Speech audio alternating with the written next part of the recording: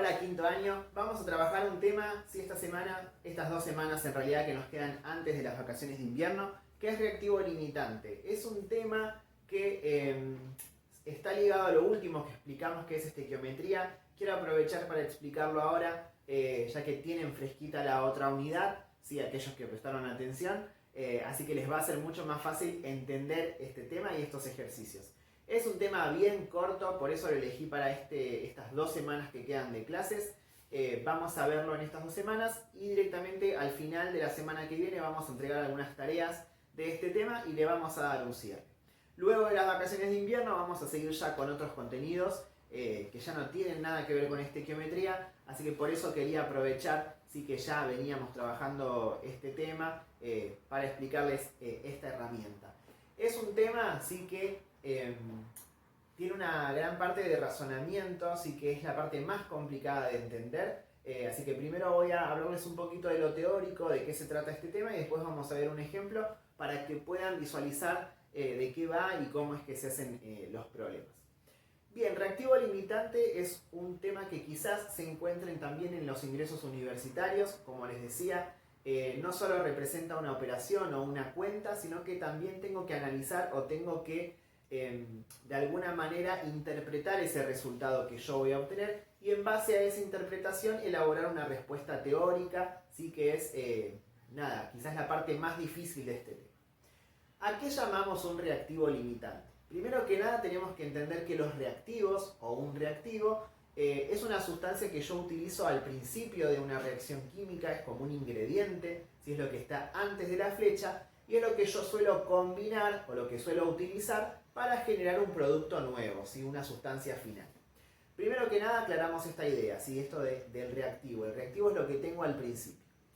¿Qué pasa? ¿Sí? Generalmente, cuando nosotros llevamos a cabo una reacción en el laboratorio, podemos hacerlo, como venimos haciendo hasta ahora, en cantidades justas, es decir, respetando las relaciones estequiométricas, que son los valores que nosotros averiguamos en la ecuación, pero a veces esto no sucede, ¿sí? Y muchas veces los técnicos químicos o las personas que llevan a cabo las reacciones mezclan los reactivos sin pesarlos, ¿sí? Es decir, que mezclan cantidades azarosas.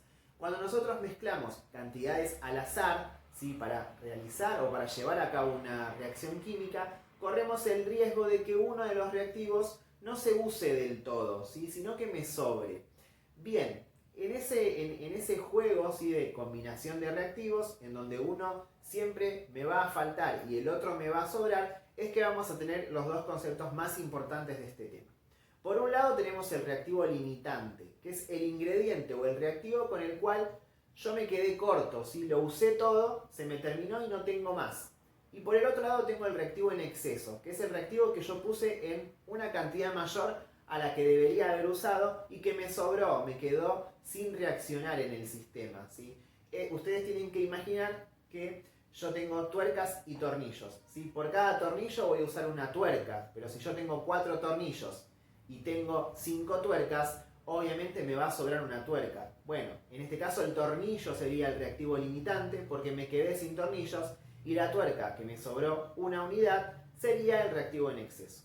Ahora bien, conceptualmente es muy fácil de entender, pero el problema es cuando tenemos un ejercicio que resolver, que es lo que vamos a hacer el día de hoy.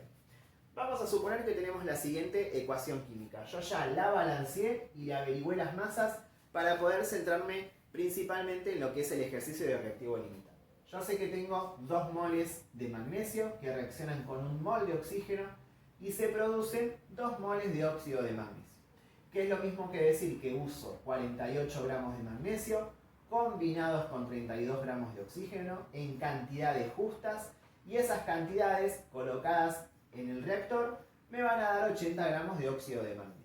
Esto es lo que yo averigüé. Como siempre les digo, esta es mi referencia para poder resolver cualquier problema de estequiometría, sea de reactivo limitante o no. Ahora bien, supongamos que en este reactor, en donde se va a dar esta reacción química, yo coloco el magnesio y coloco el oxígeno, los mezclo los ingredientes. Y esa mezcla de ingredientes me va a dar el producto que yo quiero obtener. Ahora vamos a imaginar, ¿sí? Que yo acá coloco cantidades al azar, ¿sí? Coloco 220 gramos de magnesio y coloco 150 gramos de oxígeno. ¿Sí? Coloco esas cantidades sin tener en cuenta esta reacción y estas cuentas que hice antes. El problema acá es que al estar justamente en cantidades azarosas, estos reactivos que yo mezclé, hay uno que se va a terminar y otro que me va a quedar en excedente. ¿Sí? Y el tema es averiguar cuál es cuál, que es justamente de lo que se trata este tema. Para eso, para poder resolver y responder esa pregunta, ustedes van a tener que elegir, ¿sí? Esto es opcional, cuál dato eligen, uno de los dos datos, ¿sí? Que yo les dé en el problema. Es decir, eligen uno de los reactivos. En este caso yo voy a elegir el dato de 220. Podría elegir el de 150, no habría problema, pero en este caso, sí, elijo ese. Nada, me pareció que quería elegir ese. Ahora bien, ¿sí? Para resolver cualquier problema de estequiometría, incluyendo estos de reactivos limitantes, yo voy a hacer una regla de 3, como venimos haciendo hasta ahora en relación a este tema. En la parte de arriba, como siempre les digo, de la regla de 3, voy a colocar datos que yo conozco y que están en la ecuación. Entonces digo, bueno, a ver, ¿cuál de las dos sustancias yo elegí? ¿Sí? ¿Cuál de los dos reactivos yo elegí de mi lista? Y yo elegí el 220. ¿Sí? De los dos que coloqué en el recipiente, elegí utilizar el dato de 220, que es de magnesio. Entonces, primero me voy a centrar en esta columna. Y digo, cuando uso 48 gramos de magnesio, ¿qué cantidad de oxígeno debo colocar en el recipiente? Y la cantidad que debo colocar es 32. Hasta acá el ejercicio es igual a lo que veníamos haciendo antes. Ahora, si yo de magnesio no uso 48 y uso 220, ¿qué cantidad de oxígeno voy a necesitar? Y acá vamos a resolver la regla de 3, que sabemos que es 220 gramos de magnesio por 32 gramos de oxígeno dividido 48 gramos de magnesio. Acá vamos a tachar gramos con gramos, magnesio con magnesio. Y si ustedes resuelven esto, les va a dar aproximadamente 147 gramos de oxígeno. Y fíjense, acá tengo mi resultado, que no es la respuesta final, sino que tengo que analizar el resultado que yo obtuve. Y lo que yo acá estoy diciendo es lo siguiente.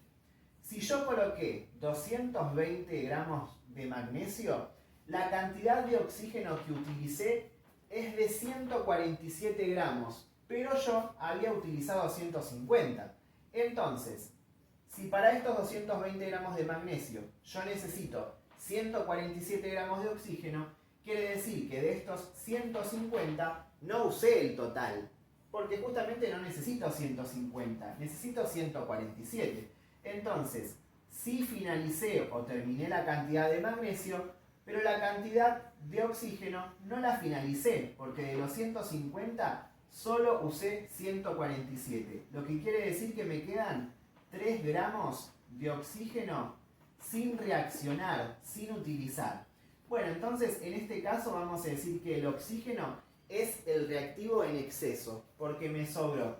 Y el reactivo limitante, en este caso, son los 220 gramos de magnesio que se finalizaron, ¿sí? Al justamente utilizar estos 147 gramos de oxígeno.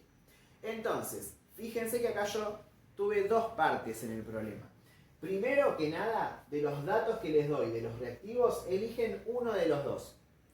Plantean la regla de 3, como venimos haciendo hasta ahora en los problemas de estequiometría, y en base al resultado vamos a analizar cuál de las dos sustancias o cuál de los dos reactivos se terminó y cuál me quedó. El que se terminó es el reactivo limitante y el que me quedó sobrante, que en este caso fue el oxígeno, es el reactivo en exceso, ¿sí? Vamos a hacer ahora un ejemplo más, ¿sí? Así que miren el otro video que está a continuación, ya que en el otro vamos a hacer una cuenta al revés, ¿sí? O otro ejemplo un poquito distinto para que tengan otra variante de cómo se resuelven estos problemas.